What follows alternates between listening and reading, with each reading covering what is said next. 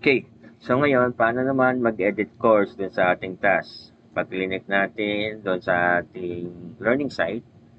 So ngayon, da-download natin itong task sheet. Punta lang tayo sa ating task sheet. Sabi daw dito, o course section, edit natin. Lagyan natin ng LO. Title ng LO. May summary box. Represent. Picture. Okay. So punta tayo dito. Halimbawa, pumunta ako sa ating testing site. So, ito lang yung ating mga menu. Punta tayo sa setting. Type natin dito. Huwag kalimutan ilagay. Pwedeng una yung name ninyo. Then last yung inyong LO.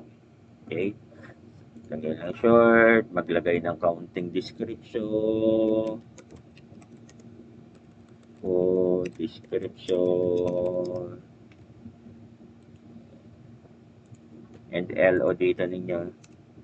LO. Title. So, after nyan, punta tayo mag-add daw ng picture. So, click lang natin. Choose tayo ng file. Add tayo ng picture.